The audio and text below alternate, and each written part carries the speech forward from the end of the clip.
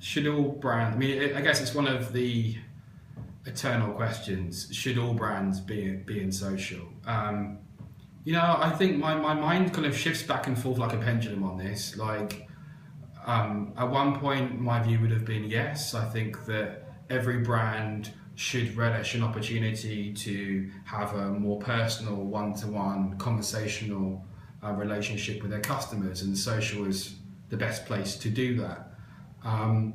But I guess the pendulum's been swinging back the other way recently, and mostly because of the changes with Facebook.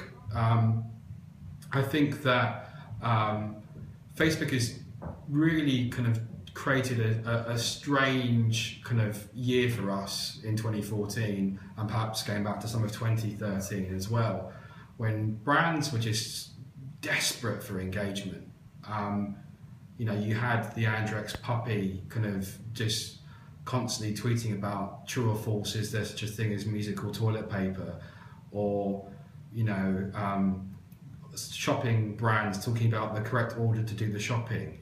It's just desperate cloying for engagement, and that's because we were told by the media platforms like Facebook that kind of engagement was the most important thing. So in the absence of really, really good creative, we were trying to bait this engagement with everything that we could. We were just desperately trying to get likes and comments and shares.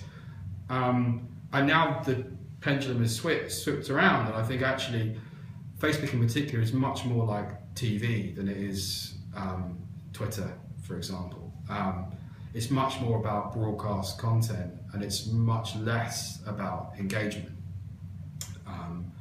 So, in answer to the question, should all brands be in social? I think that there is a simple list of criteria that you need to go through. Every brand should definitely have a customer service function in social. I think it's the most direct way that you can allay fears in terms of customer services, and talk about product specifics, or help people if it's a piece of technology, for example, and coach them in terms of how to work that. Numerous different examples.